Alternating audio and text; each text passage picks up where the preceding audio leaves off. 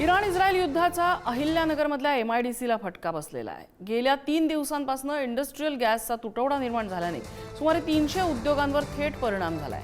3000 कर्मचाऱ्यांचे रोजगार धोक्यात आलेले आहेत।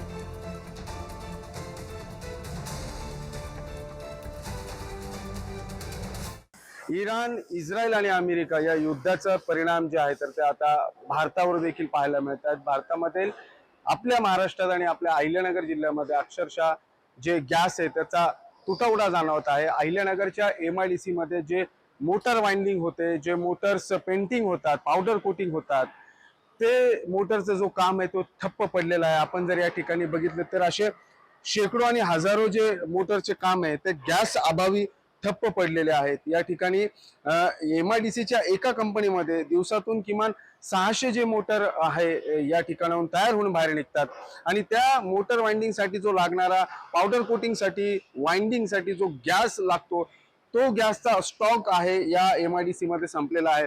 आपण जर या ठिकाणी बघितलं तर गॅस फायर वॉनची या ठिकाणी आपल्याला भली अशी मोठी मशीन दिसत आहे आणि त्या मशीन मध्ये गॅस उपलब्ध असतो आणि त्याच्या माध्यमातूनच जे मोटरला पावडर कोटिंग असेल, पेंटिंग असेल, वाइंडिंग असेल हे सर्व प्रकार या ठिकाणी केले जातात। मात्र अहिल्यानगरच्या MIDC मध्ये गॅसचा तुटवडा झालेला आहे। अहिल्यानगर MIDC मध्ये ते पूर्णपणे ठप्प झालेले आहे आणि गॅसचा पुरवठा कधी होईल हे देखील माहित नाहीये।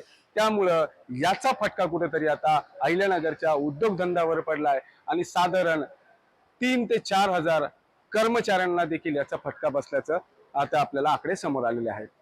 उमेर सय्यद, पुढारी न्यूज, अहिल्यानगर।